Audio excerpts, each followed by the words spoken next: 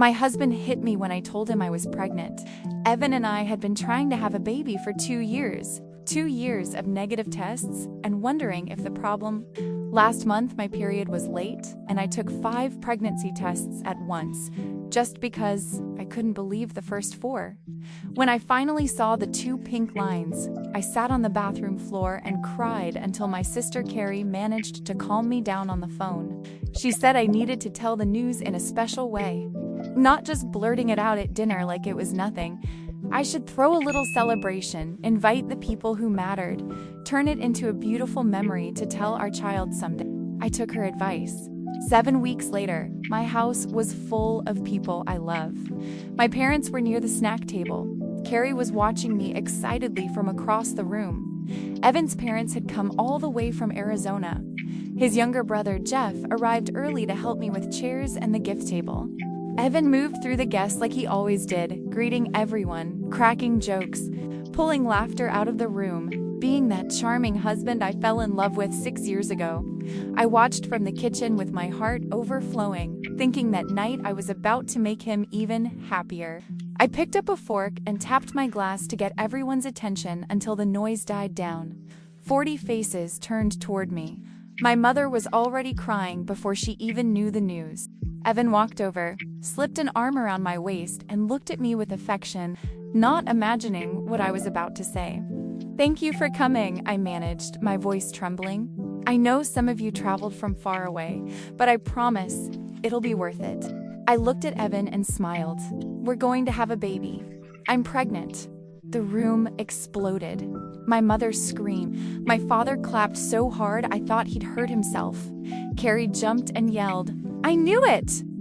Everyone hugged, cried, shouted. The air was pure joy. I turned, waiting for Evan to hug me, to lift me up like in the movies, to do something romantic. But he didn't move. His arm slid off my waist. His face went white instantly. "Evan," I touched him. "Aren't you happy? We're finally going to be parents." And then everything happened. The slap landed full across my face, so hard I stumbled backward and fell onto the gift table. The pain hit immediately, an unbearable heat, like a scorching frying pan pressed against my skin. The music played for a few seconds longer until someone turned it off and silence swallowed the room. All I could hear was the buzzing in the side of my head where he'd hit me. I looked at my husband and knew, with absolute certainty, that I didn't know the man standing in front of me. His face twisted with rage, chest heaving, fists clenched. "You traitor!" he screamed. "Did you really think you could fool me with someone else's baby?" I froze. My cheek burned. My mind couldn't process it. "Evan, what are you talking about?" I forced out. "I never cheated on you. I would never do that." He laughed, but it was a strange sound, painful. "Stop lying." Now he was shouting, a vein bulging in his neck, spit flying with every word. "You can't be pregnant by me, Marina. I had a vasectomy 4 years ago before I married you. I can't have children." Those words hurt more than the slap. Vasectomy. 4 years ago. He watched me suffer for 2 years trying to get pregnant. He knew the whole time it was impossible. "So, whose is it?" He kept yelling, louder and louder. "Who's the father? How long have you been seeing someone behind my back?" No one moved. My mother stood with a hand over her mouth, crying silently. My father looked ready to explode, but he couldn't even step forward. Until someone knelt beside me, warm hands on my shoulders, helping me sit up, brushing shards of glass off my dress. I looked up. It was Jeff, pale with shock, staring at his brother like he was seeing a stranger. "What the hell is wrong with you?" Jeff said, his voice shaking with fury. "You hit your pregnant wife in front of everyone." Jeff helped me stand and positioned himself between me and Avon like a shield. Avon started pacing like a cornered animal, running a hand through his hair. 2 years making you feel guilty for not getting pregnant, and all this time you've been meeting up with another guy. He turned to the crowd, arms wide. "Look at her. Look at that face. She knows exactly whose baby that is. She's lying right to my face." And there I was, my face on fire, My entire family watching my husband accuse me of cheating. And the worst part was, he had proof. A vasectomy I never knew about. To him, this pregnancy could only belong to another man. I asked for a DNA test. They said it would take a week for the results, 7 days to prove my innocence. I had no idea those would be the worst days of my life because while I waited, everyone I loved would turn their backs on me. The party ended without goodbyes. One by one, people grabbed their coats and left with their heads down, in silence.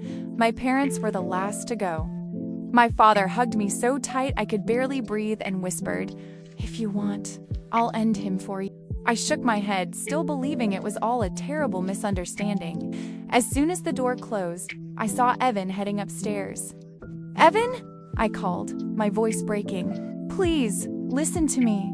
I can't explain it, but I haven't been with anyone. In 6 years, it's only been you. There has to be an explanation." He let out a humorless, cold laugh that made my stomach turn. An explanation? "How did you get pregnant by a man who can't have kids?" He took a step toward me and I flinched without meaning, and I saw it flicker across his face. Something, just for a second. Maybe guilt. Maybe the realization of what he'd done. Then it vanished. His expression hardened again. "I'd love to hear it, Marina. Truly. I'm curious." I had no argument, no explanation, only my word. And to him, my word meant nothing. "Then we'll do the test," I said. "And when it proves you're the father, you're going to have to live with what you did tonight.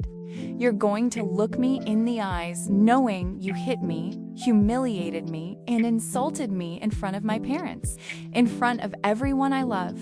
I saw something shift in his face, maybe doubt, maybe fear. He stayed silent for what felt like forever. I let the silence hang there. I wanted him to feel the weight of it. "Fine," he finally murmured. The next morning, we sat in the clinic's waiting room like strangers sharing a bus stop.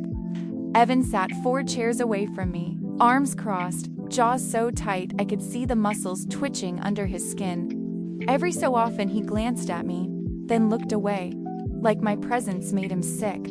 I wanted to scream, to grab his face and force him to see me, to see that I was telling the truth. But all I could do was sit there, hands clenched in my lap, staring at the wall, swallowing my sobs so I wouldn't collapse in front of strangers. When the nurse called my name, I went alone. Evan refused to even be in the same room during the blood draw. Afterward, they said the results would take 7 to 10 business days. I exhaled, heavy and shaken. That meant another week of hell. On the second day, messages started pouring in from his family. First, his mother. "I always distrusted you." Now the rest of the family knows too, then his sister. "You disgust me. I hope you lose that baby." His aunt sent a long message saying she had always warned Evan not to marry me, that she knew from the beginning I was fake, that I fooled everyone with my good girl act, and now my mask had finally fallen. A cousin sent a photo from the party, me falling, captioned, "Cheaters reap what they sow." I sat on the bed reading one message after another until the phone screen blurred with tears. These were people who had hugged me at holidays, sent me birthday cards, called me family. Now they were calling me names and wishing the worst on my baby who hadn't even been born. I turned the phone off. I couldn't take it anymore. Carrie came that afternoon and found me still sprawled on the bed. She lay down beside me like we used to as kids and held me while I cried. "You have to leave him," she whispered. "He assaulted you, Marina, in front of everyone.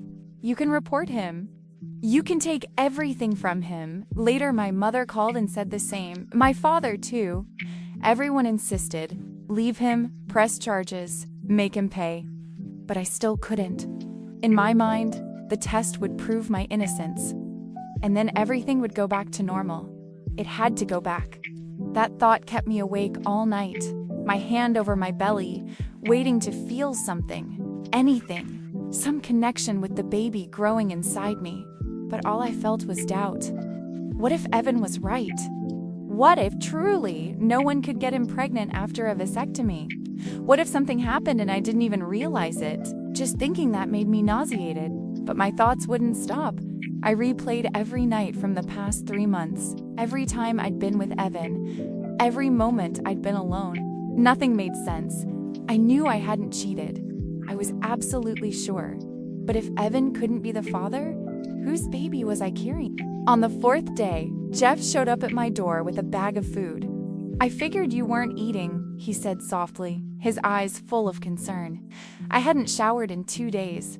I was wearing the same sweatshirt from the night of the party. My hair was a tangled nest. I looked like a wreck, but Jeff didn't react to any of it. He just waited on the porch until I opened the door. I let him in. We sat at the kitchen table while he unpacked boxes of fried rice and chicken. He didn't ask questions, didn't demand explanations. He just handed me a fork and said, "Please, eat something." I ate slowly, without appetite. But the food was warm, and the simple fact that someone was there with me gave me comfort. Little by little, I started to feel human again. Jeff filled the silence with random, light conversation, a movie he'd watched, a coworker who heated fish in the office microwave, the neighbor's dog that barked every day at 3 a.m. He talked about stupid things on purpose, just so I wouldn't have to think about anything heavy. And when I finally broke down crying because I knew it would come sooner or later, he didn't panic or leave. He simply pulled his chair closer, wrapped his arms around me, and let me cry. "I didn't do anything wrong," I sobbed. "I know it looks awful, but please believe me, Jeff. I've never been with anyone besides your brother. I swear I don't know how this happened. I don't understand any of it." He stroked my back slowly and nodded. "I believe you," he said quietly. "I don't know what's going on, but I know you're not like that. Anyone who spends 5 minutes around you can see it." I cried harder because after 4 days of being treated like a criminal, someone was finally believing me without proof. Jeff stayed for 2 more hours. He washed the dishes even when I told him not to. He made sure my number was saved in his phone for emergencies. When he left, he hugged me tightly and told me to call him anytime, day or night, for anything. I watched him go, feeling something I'd forgotten existed: hope. Someone was finally on my side without trying to control me or humiliate me. I survived that week of hell. Evan's family calling me every name imaginable, Carrie begging me to leave, Evan looking at me like I'd already vanished. The only person who didn't treat me like a criminal was Jeff. He visited every day, brought food, insisted Evan was wrong. I clung to that hope because the results were coming. They would clear me. They would save me. But when I opened the envelope, I didn't find redemption. I only made everything 1,000 times worse. 3 more days passed before the envelope arrived. Jeff came by a few times in between, bringing food when he could. But most of the time, I was alone in that huge house where my husband lived only a few meters away, pretending I didn't exist. Since the party, Evan slept locked in the guest room. He left before I woke up and only returned when I was already in bed.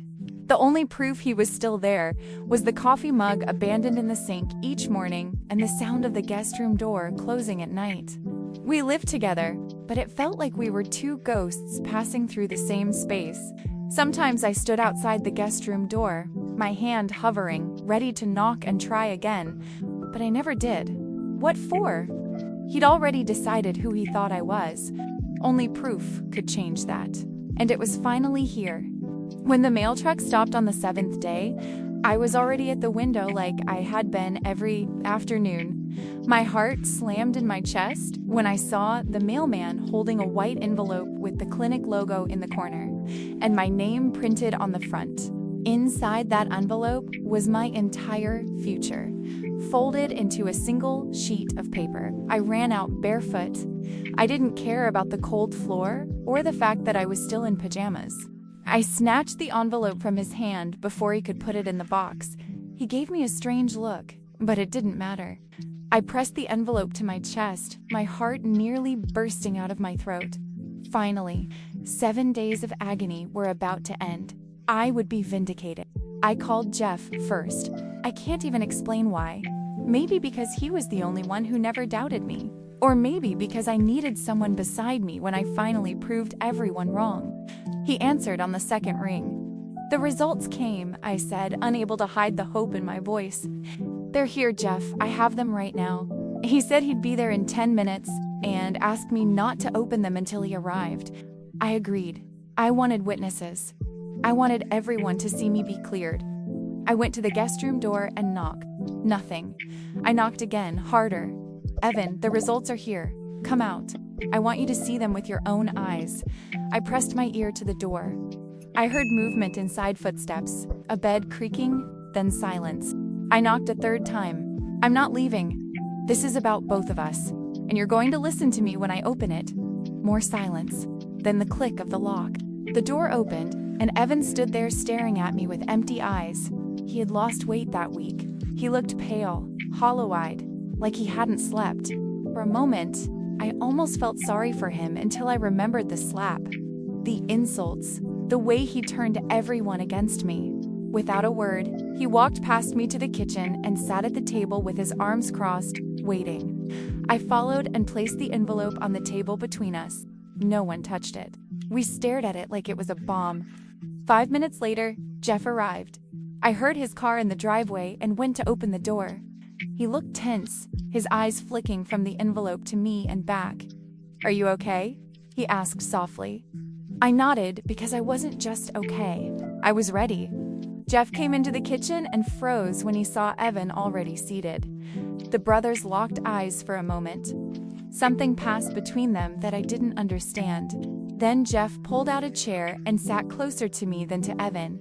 "You still haven't opened it," he said, even though it was obvious. I shook my head. "I want witnesses.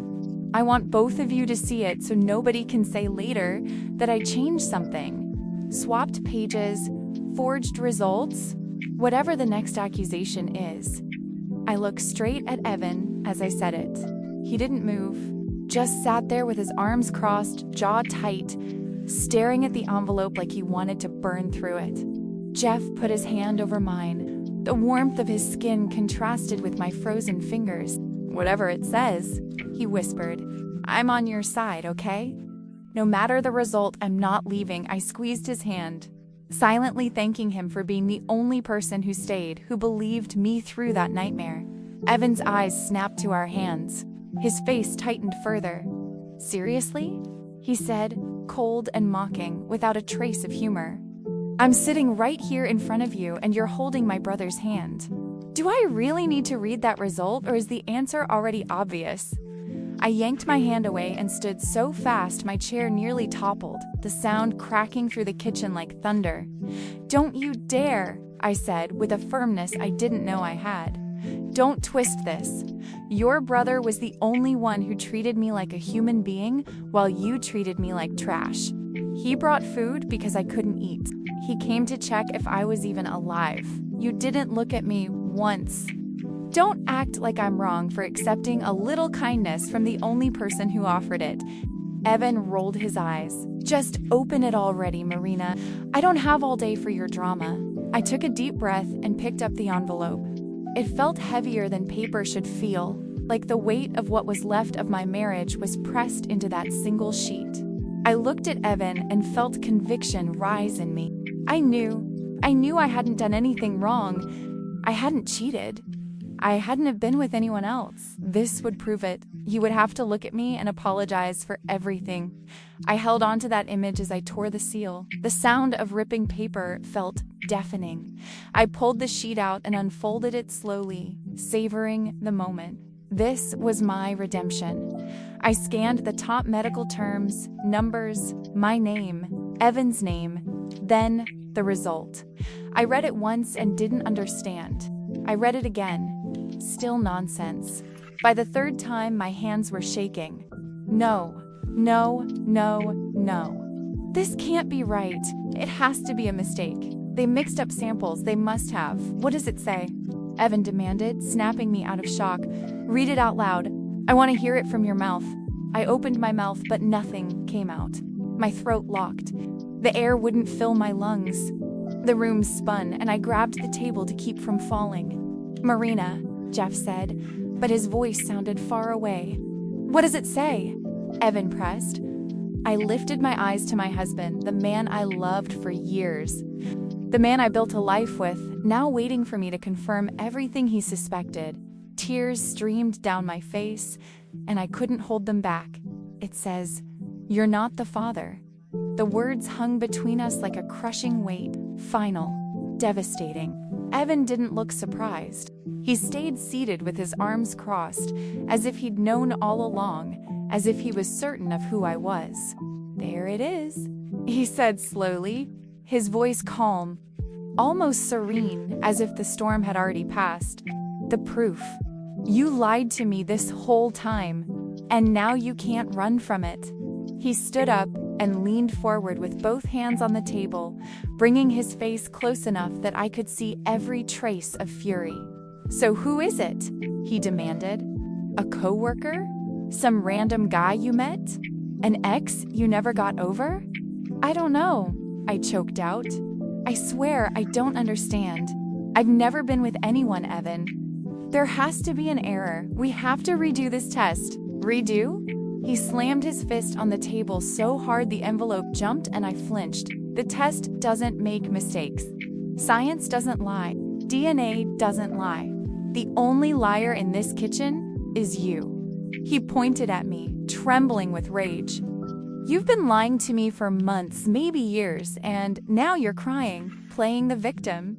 Like I'm some monster, just because I'm furious my wife is pregnant with another man's child." "It wasn't me," I screamed, feeling something break inside me. Fear, confusion, pain, everything turned into anger all at once. "I don't know either, Evan, but I was only with you for 6 years. Never another man. It doesn't make sense, but I didn't cheat on you. You have to believe me. Please!" I grabbed his arm, begging him to see me, to see who I really was. The woman he fell in love with, the woman he married. Please, believe me. He shoved me away so violently I nearly fell, slamming my hip into the counter with a sharp burst of pain. Jeff rushed forward and caught me before I hit the ground, wrapping his arms around me to keep me steady. "Don't touch me," Evan snarled, and on his face there was pure hatred, disgust. "Never touch me again. You make me sick. I can't stand looking at you. I can't even breathe in the same room as you." Then he turned on Jeff, who still hadn't let go of me, and his expression darkened. "And you, my own brother," taking her side, comforting her while my marriage dies. "Did you know? Did you know about the cheating? Were you both laughing at me the whole time?" Jeff went pale, but held his ground. "I didn't know anything," he said, low but firm, his heart pounding against my back. "I swear, I only came to support her after the results. That's all." Evan stared at him, searching his face, until he let out a cold laugh that froze me. "Support, huh?" He nodded slowly. "Then congratulations. She's all yours now. Keep her. I'm done." He turned and walked to the guest room. I heard drawers opening, hangers dropping, bags being dragged. I stood there shaking, sobbing, unable to move. It wasn't possible. The test was supposed to clear me. Instead, it destroyed everything and still gave me no answer. It only said Evan wasn't the father. It didn't say who was. It didn't explain how it could have happened. It left me in that kitchen with my life in pieces. Evan came back 10 minutes later, past me without looking, dragging 2 suitcases. His eyes were hard. He treated me like I didn't exist. "Evan, wait!" I begged, running after him. I grabbed his shirt, but he spun so fast I almost tripped. "Don't touch me," he hissed. "What part of this don't you understand?" I lifted my hands, crying so hard I could barely see. "Please, we can fix this. Redo the test? There's something wrong. It doesn't make sense. I know I didn't cheat. Something has to explain it." He looked at me for a moment, and I thought I saw doubt or sadness, or the faint shadow of the man he used to be. But then his face went cold again. "The only thing that needs an explanation here is how I didn't see who you were sooner.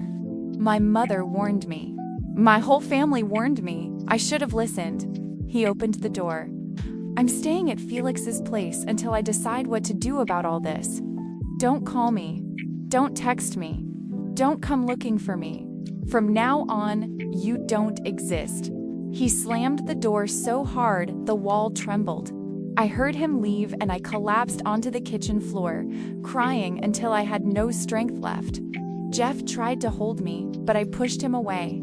I didn't want comfort. I didn't want warmth. I wanted answers because deep down, I knew with every part of me that I hadn't betrayed anyone. So why was I carrying a baby that wasn't my husband's? I didn't realize Carrie was about to ask a question that would change everything. A question I should have asked myself weeks earlier. I called her before sunrise. She answered on the first ring like she'd been waiting all night. "The result came," I said, my voice raw. "Evan isn't the father." Less than an hour later, she was at my door. When I opened it, all I could do was hand her the paper. No words came out. She read it twice, getting paler with every line. Then she set it on the table and looked at me in a way I couldn't decode. "Sit down," she said. "We need to talk." I sat across from her at the same kitchen table, where Evan had slammed his fist, where Jeff had held my hand, where less than 12 hours earlier, my whole life had shattered. Carrie pushed the paper aside and laced her fingers together. "I need you to tell me everything," she said. "Not about the party, before that. When do you think you got pregnant?" I stared at her. "What difference does it make? The test says Evan isn't the father." "Just answer me, Marina," she insisted. "When do you think it happened?" I tried to focus, but my mind was static. "I don't know. Evan and I tried so many times. We followed the schedule, temperature, ovulation, the right days. It could have been any of those nights." Carrie shook her head. "You're about 11 weeks, right? So conception was about 9, maybe 10 weeks ago." She leaned forward, think carefully. "Was there any night that felt different? Anything that seemed strange?" I closed my eyes and dug through my memory. Those months of trying had blurred into one long loop: hope, routine, disappointment, until the test finally turned positive. But then something surfaced. A night I hadn't let myself think about. A night that was different. "There was one night," I said quietly, eyes still closed, pulling details out of the dark. "About 9 or 10 weeks ago, I woke up feeling Evan shaking me gently. Then he started kissing my neck. I swallowed, trying to hold on to the memory. I asked if he wanted to, and he just made a sound like, like, yes. I wanted a baby so badly. So I went with it." Carrie's voice stayed firm. "What else do you remember?" I forced myself deep. "It was completely dark. We have blackout curtains because Evan can't sleep with light. I couldn't see anything. Not his face, not his shape. And he didn't say anything. Not one word." My throat tightened. Evan always whispered something, told me he loved me, asked how I was. But that night, it was just that sound, and then it was over. When it ended, he rolled over and fell asleep, or at least I thought he did. I was exhausted and I fell asleep too. Carrie went silent. When I opened my eyes, she was staring at me with an expression that made my stomach drop. When she spoke again, her voice was careful, soft, like she was stepping around something fragile. "Marina, now I need you to really think about what I'm going to ask." My whole body went tense. "Okay." She reached across the table and took my hands, her fingers cold. That night, the darkness, the silence, the way he didn't say anything, just that sound. "Marina, are you absolutely sure it was Evan?" I yanked my hands away like I'd touched something burning. "What do you mean?" "Of course it was Evan. I was in my own bed, in my own house. Who else could it be?" But even as I said it, a cold sensation crawled up my spine. Carrie didn't blink. "You said it was pitch dark. You said he didn't speak. He just made a sound that anyone could make." She paused. "So how are you so sure it was him?" "Just because it had to be?" "Because it had to be," I said, but my voice shook. "He was there when I woke up. Nobody can get into our house." "This is absurd, Carrie." Her face was pale, but her voice didn't waver. "I'm not stating anything. I'm asking you to think. It's a possibility. It would explain how you're pregnant with a baby that isn't Evan's without you ever cheating." I shot to my feet, the chair scraping back. I needed to move. I needed the walls to stop closing in. "This isn't possible," I said, stepping away from the table. I would have noticed. I would have felt it if something was wrong, would I? The room was in total darkness. No one spoke. Only that low sound. Hands that didn't touch me the way I knew. Rougher, faster, less careful. I'd told myself it was just exhaustion, that intimacy didn't always have to be gentle to be love. But what if it wasn't love? What if it wasn't Evan? "Oh my God," I whispered, stumbling until my back hit the counter, gripping it so I wouldn't fall. "Breathe," Carrie said, rushing to me and catching me as my knees weakened. She held me up, arms tight around me, while my whole body began to shake. "Just breathe. We don't know anything yet. It could be only a hypothesis. We'll think calmly." But calm was impossible. If Carrie was right, then someone entered my home while I slept, climbed into my bed, used my body while I believed it was my husband. And I, so desperate for a baby, didn't question the silence, didn't doubt the difference, never even checked that it was truly Evan with me. "Who?" I whispered, barely able to push the word out. Who would do that to me? Who could enter our house in the middle of the night? Carrie's grip tightened. Then she said something that froze me solid.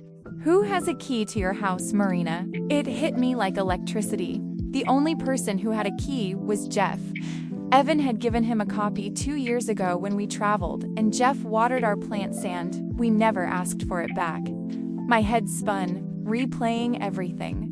How he'd been gentle when everyone turned against me, how he'd shown up uninvited, how he sat too close, how he touched my knee, how he insisted maybe the end of my marriage was for the best, how he stayed beside me when I opened the results, holding my hand while my world collapsed.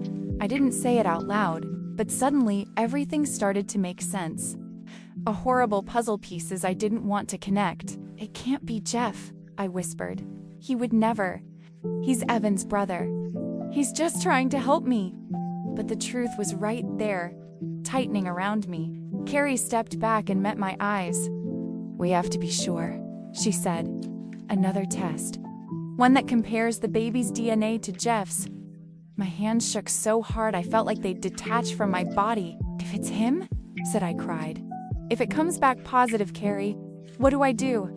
What do I do if it was Evan's own brother?" All at once, the horror clicked into place so violently I couldn't breathe. It wasn't Evan that night. Someone came into my room in the dark, lay down in my bed, and I never realized. I thought I was trying to have a baby with my husband, but Jeff had been using me, and if that was true, Evan needed to know. He deserved to know what his brother was capable of. Evan wouldn't answer my calls, still believed I was guilty, but I knew where he was and I wouldn't let him keep running from the truth. Carrie had no answer. Neither did I. I only knew Evan had to hear it. I grabbed my keys and ran out before Carrie could stop me. It took 12 minutes to reach Felix's apartment. All the way there, I rehearsed what I had to say, how I'd make Evan listen, how I'd convince him. I parked, shaking so badly I struggled to pull the key out of the ignition. Felix lived on the 3rd floor. I ran up the stairs 2 steps at a time and pounded on the door so hard my knuckles ached. Nothing. I knocked again. "Evan," I shouted, "I know you're in there. Open the door, please. I figured it out. I know everything." Silence, then footsteps. The door finally opened and Evan stood there with the face of someone seeing a ghost he wished would go away. Red eyes, wrinkled clothes, like he hadn't slept in days. "Go away, Marina," he said, cold and empty. "I don't want to hear any more lies." I pushed inside before he could stop me. Felix was on the couch, clearly uncomfortable, but I didn't even look at him. "It wasn't me," I said, staring at Evan. "I never cheated on you. Never. But someone got me pregnant, someone who had access to our house. Someone came in during the night, in the dark, and I couldn't see anything." Evan's jaw tightened hard. "What are you talking about?" And I told him everything. That night, the kiss on my neck, the murmur instead of words, the blackout darkness, the strange feeling I ignored because I wanted a baby so badly. "And who has a key to our house?" I asked him. Besides us, who else can get in? I saw it land. I saw him understand. His eyes went wide, his hand curled into a fist. Jeff! The name sounded like poison. I gave Jeff a key 2 years ago. I nodded, tears spilling. He was so helpful this week, Evan. Showing up out of nowhere, bringing food, saying you didn't deserve me, holding my hand when I read the results. He knew. He knew because he did it. Evan went silent, breathing hard, face red with tension. Get in the car, he said. We drove to Jeff's building without speaking. Evans's hands were so tight on the steering wheel, his knuckles looked white. I didn't know what he was capable of, and a part of me was terrified to find out. Jeff lived in a wealthy part of the city.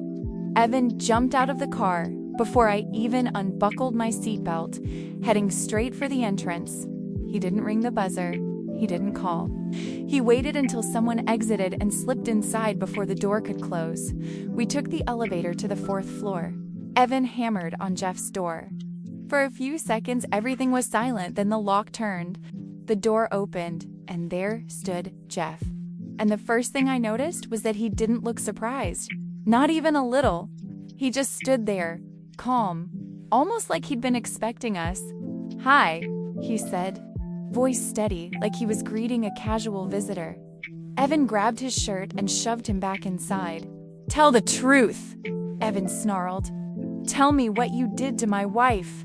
Jeff didn't resist, didn't defend himself. He let Evan push him until his back hit the wall. Then he looked over Evan's shoulder and stared straight at me.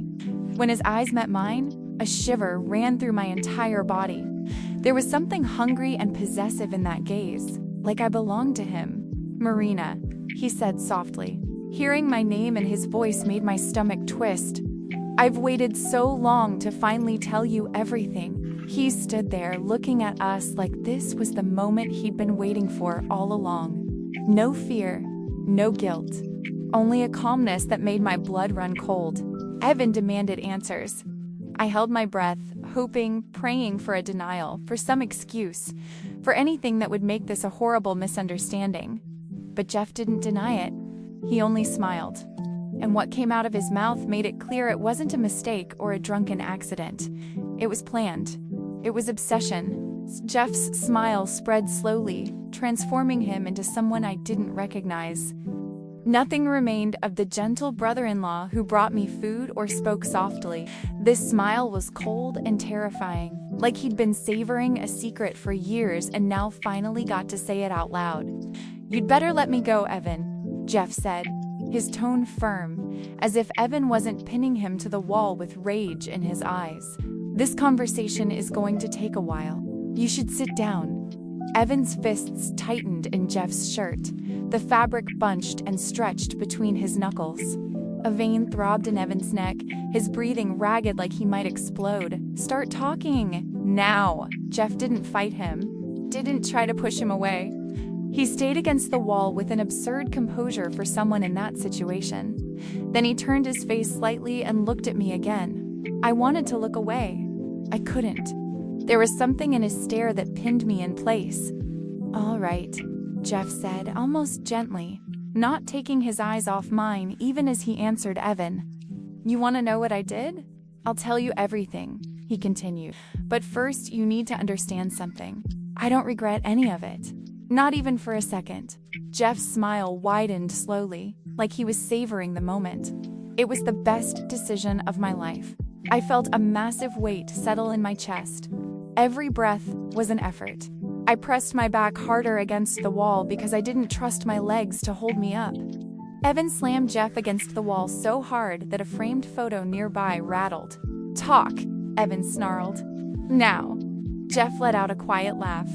Having your spare key gave me an unbelievable kind of power control I dreamed about for a long time. It was intoxicating to walk into your house, to know your routine, to be part of your life.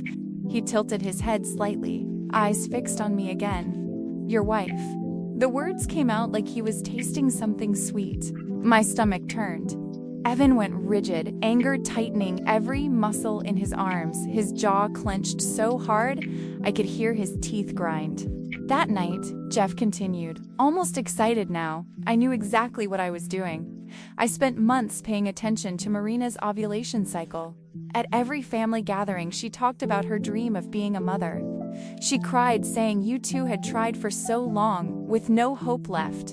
And I couldn't stand seeing my sweet, precious Marina so devastated. Each sentence hit me like a punch. He had been watching me, studying me, knowing when I was most vulnerable. But then something unexpected happened. Jeff went on, eyes shining. You got a vasectomy and never told her. You let her believe the problem was her, while you already knew you'd never have a child again. He laughed under his breath, like it was the funniest thing in the world. And that's when I realized the universe was giving me a sign. You didn't want to be a father. I did. And Marina deserved to be a mother after all that suffering. Jeff didn't stop. I waited for the right night. I knew what your bedroom was like. I knew your curtains. I knew that after your poker nights you slept like a rock. I only had to enter the house around 3 in the morning, climb into your bed, and wake her the way a husband wakes his wife. He looked at me again, this time with something that almost looked tender, and it made me want to scream. You were so affectionate that night, so eager. When I kissed your neck, you let out that happy little sigh. And when you asked if I was in the mood, I almost told you the truth. I almost told you how much I loved you, how much I wanted you to be mine. Tears streamed down my face. I couldn't move. I couldn't even blink. Jeff kept talking, describing my worst nightmare like it was a cherished memory. I only murmured yes. I let you believe whatever you wanted. And when you curled up against me in the dark, I held you for almost an hour, listening to your breathing, feeling your heart against my chest. He smiled, satisfied. That was the peak of my life. Evan's hands loosened from Jeff's shirt, then clenched into a fist, his whole body shaking as he fought the urge to kill him. You're sick, Evan spat. You assaulted my wife, in my house, in my bed. Jeff's eyes finally shifted to Evan with a flash of annoyance, like Evan had ruined something important. She was never really yours, Evan. That's your problem. From the very first day at the engagement party, I knew we were meant to be together. His voice dropped, heavy and bitter. But you always get there first. You always get the best grades, the best job, everything. Always more. And then you got her too. I covered my mouth to keep a sound from tearing out of me. For years, Jeff said, low and intense. For years watching you waste the best parts of her. For years watching her feel alone while she bent over backward to be the perfect wife. 4 years knowing I could love her the way you never will. 4 years. He had been watching me for 4 years. At every dinner, every holiday, every moment he stepped into our home. And I never saw it. Evan's fist crashed into Jeff's jaw with a sickening sound that echoed off the walls. Jeff's head snapped to the side, blood spilled from his mouth. But he didn't fall. He didn't scream. He didn't even raise his hands to protect himself. He just turned his face back slowly and stared at Evan with that same calm expression. Then he smiled, with blood on his teeth. Did that feel good? Jeff murmured. Hit me again if you want. Break my nose, knock out my teeth. None of it changes anything. He spit blood onto the floor. I did what I had to do, and I don't regret a single second. Then he lifted his chin, eyes locking onto me again. That baby Marina is carrying is my son. Mine. The only family I built with my own hand. You can hate me all you want, it doesn't change it. You can't take that from me. My legs gave out. I slid down the wall, unable to hold myself up. Carrie wrapped her arms around me, trying to keep me from falling apart, trying to hide me from his voice. But Jeff kept going. Last 2 weeks. He said, wiping blood from his chin with the back of his hand. They were the best days of my life. Sitting with you in your kitchen, Marina, holding your hand, supporting you while everyone called you a liar, watching you look at me like I was the only person in the world who understood you. He took a step toward me, and Evan instantly moved between us. I was there for you, Jeff continued, voice full of certainty. I was your safe harbor. I was the man you needed while your husband treated you like that. Every tear you cried on my shoulder only proved I was right." He smiled like he was proud. "You should have chosen me from the beginning." I was trembling so hard I could barely close my mouth. Everything from that week replayed in my head, but now it had another meaning. His arm around me, his hand on my knee, the way he always sat too close, the looks he gave me when he thought I wasn't paying attention. I thought it was kindness, support, but it was hunger, victory. He fed on my pain because he knew he caused it. "Marina," he whispered, almost gentle. "Look at me. Please," even though I didn't want to, the way he said my name made me lift my head. He stood only a few feet away, with Evan blocking him, but Jeff's eyes still found mine effortlessly. And what I saw there scared me more than anything else. Hope. Real hope. "Come with me," he said. "Tonight. We can leave all this behind. Start over somewhere else. Raise our baby together, like it should have been from the beginning." My lungs locked. He truly believed that was possible. "You've lost your mind," I whispered. His expression shifted, hope turning into frustration. "I'm offering you everything, Marina," he insisted. "A man who truly loves you. A father for your baby. A new life. Far away from everyone who turned their back on you." Then he pointed his bloody chin toward Evan. "Why would you stay here with someone who hurt you in front of 40 people? Evan moved so fast I barely registered it. His fist landed again, and this time Jeff went down hard. Evan was on top of him instantly, punching over and over, each blow echoing through the apartment. "You don't get to talk to her!" Evan screamed, tears pouring down his face. "You don't get to look at her. You don't get to say her name. Do you understand what you did?" Jeff didn't fight back. He just lay there taking the punches, smiling. Between hits, I could still hear his laughter, low and muffled, completely disturbing. I sat on the floor of my brother-in-law's apartment, watching my husband beat Jeff until his face barely looked human. And the only thing I could think was, even if Evan killed him right there, nothing would erase what happened. Nothing would bring that night back. Nothing would make my baby stop existing. Nothing would return my old life. Eventually, Evan stopped. His hands were raw, split open, covered in blood. His chest heaved, shaking with rage that had nowhere left to go. Jeff was still conscious, his mouth swollen, teeth red, and he kept smiling at me over Evan's shoulder. "It was worth it," Jeff said slowly, struggling around the blood in his mouth. "Every second, every punch, all of it." He stared straight at me. "Because for one perfect night, you were mine, Marina, and nothing you do will ever change that." I screamed louder than I ever had in my life. We called the police that night. They took Jeff away in handcuffs, and he was still smiling at me through the car window. I told the officers everything, every detail, every word. One of them said I was brave for speaking up, but bravery doesn't fix anything. What Jeff did was hard to prove in court. He never had to break down a door. He had a key. I never said no, because I believed I was with my husband. And when you think it's your husband, you don't imagine you're supposed to fight. The lawyer called it word against word, even though Jeff had confessed right there in front of Evan and Carrie. It didn't matter. In the end, Jeff took a deal. He got a minor charge for unlawful entry, 6 months reporting to an officer, and a fine. No prison. Nothing that would mark his life forever the way that night marked mine. Evan and I tried to salvage what was left. 3 weeks of therapy. Sitting in a room talking about trust, pain, how to start over. But every time I looked at him, I saw the party, the slap, the way he humiliated me in front of everyone, the way he decided I was guilty without even considering another possibility.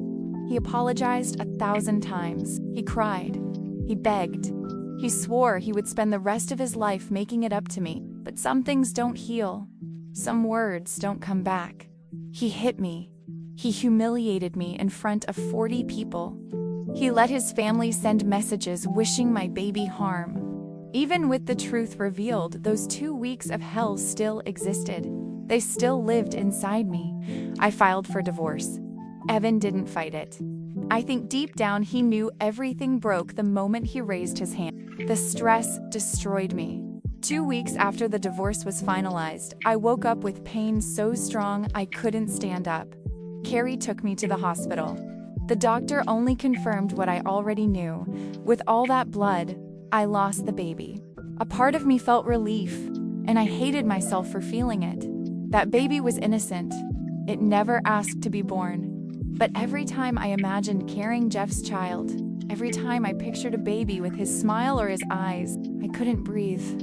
Now the baby was gone, and I didn't have to choose. But the guilt of that relief will probably follow me forever. If you made it this far, thank you for watching. Please follow, subscribe, leave a like, and comment below. I really want to know what you think about everything that happened.